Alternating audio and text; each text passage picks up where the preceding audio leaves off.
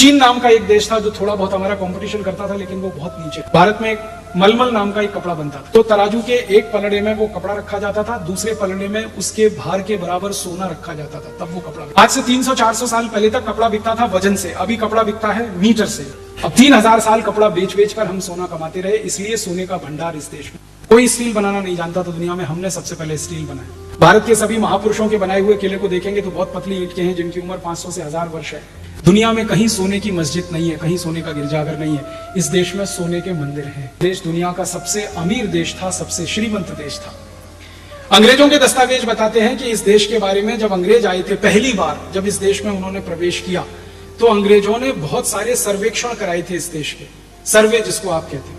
उनमें पता चलता है कि भारत दुनिया में सबसे ज्यादा निर्यात करने वाला देश था अंग्रेजों के आने के पहले। पूरी दुनिया के बाजार में जितना सामान बिकता था उसका 33% माल अकेले भारत बेचता था। पूरी दुनिया में जो कुल उत्पादन होता था उसका 43% उत्पादन अकेले भारत में होता था।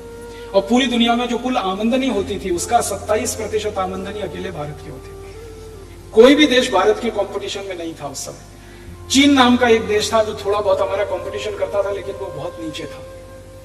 अब दुनिया के बाजार में 33% निर्यात करने वाला देश, दुनिया की कुल आमदनी का 27% अर्जित करने वाला देश, दुनिया के कुल उत्पादन का 43% उत्पादन करने वाला देश तो सोने की चिड़िया ही हो सकता है। और इस देश को सोने की चिड़िया इसलिए कहा गया, 3000 साल भारत के लोग दुनिया के दूसरे देशों में जाकर अपना सामान बेचा करते थे। 3000 साल हम नेट एक्सपोर्टिंग कंट्री हुआ करते थे। हमारा कपड़ा बिकता था, हमारा लोहा बिकता था, हमारे लोहे के बहुत सारे सामान बिकते थे। 36 तरह की वस्तुएं थी जिनका निर्यात इस देश से होता था। हम जो कपड़ा बनाते थे दुनिया के बाजारों में कैसे बिकता था आप सुनेंगे तो हैरान हो जाएंगे। भारत में एक मलमल नाम का एक कपड़ा बनता था, सूरत में बनता था, मालवा में बनता था, दक्षिण भारत में कोयम्बतूर के आसपास बनता था। वो मलमल का कपड़ा जब दुनिया के बाजार में बिकने के लिए जाता था तो तराजू के एक पलड़े में वो कपड़ा रखा जाता था, दूसरे पलड़े में उसके भार के बराबर सोना रखा जाता था, तब वो कपड़ा बिकता था। कारण क्या था? हम अकेले थे जो वो कपड़ा बनाते थे, मोनोपोली थी हमारी पूरी दुनिया में उस कपड़े।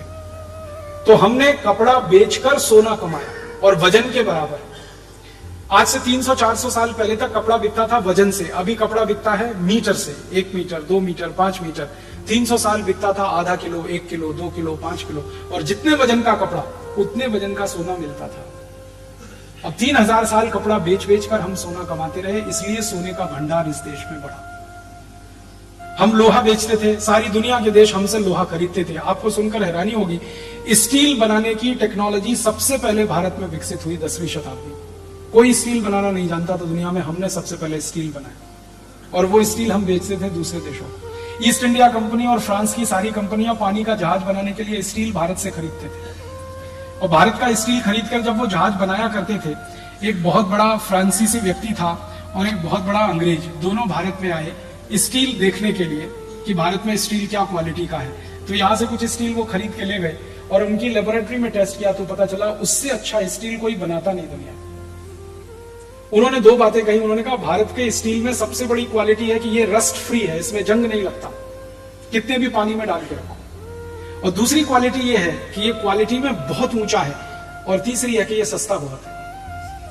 तो ईस्ट इंडिया कंपनी वाले यहां से स्टील खरीदते थे और ईस्ट इंडिया कंपनी के अधिकारियों ने लिखा है कि भारत के स्टील से जो जहाज वो बनाते थे पानी का, वो जहाज कम से कम 65 से 70 साल चलता था, और अंग्रेजी स्टील से जो जहाज बनाया जाता था वो 15 साल में ही टूट जाएगा। ईस्ट इंडिया कंपनी के कई अधिकारियों ने अपनी डायरियों में लिखा है कि हम भारत में जहाज खरीदने आते थे, नया जहाज खरीदने के पैसे नहीं होते थे तो पुराना खरीद के ले जाते थे। जो जहाज भारत में 50 साल चल चुका होता था उसको हम खरीदते थे और उस जहाज को रिपेयरिंग करके और 20-25 साल हम चलाते थे। इतनी अच्छी क्वालिटी का स्टील भारत में बनता। आप जानते हैं कि पानी का जहाज हमेशा पानी में रहता है, इसलिए उसमें जंग लगने की संभावना सबसे ज्यादा होती है। लेकिन भारत के स्टील के जहाज 60 साल, 70 साल, 75 साल बिना जंग के काम करते थे। इस क्वालिटी का स्टील बनता था, इस क्वालिटी के जहाज बनते थे और सारी दुनिया में ये बिकते थे। उसके बदले में भी हमें सोना ही मिलता था। हम लोहा बेचते थे और सोना लेके आते थे, कपड़ा बेचते थे, सोना लेके आते थे। ईंटें बनती हैं इस देश में, पतली ईंट बनती है जिससे हमारे किले बनाए गए हैं।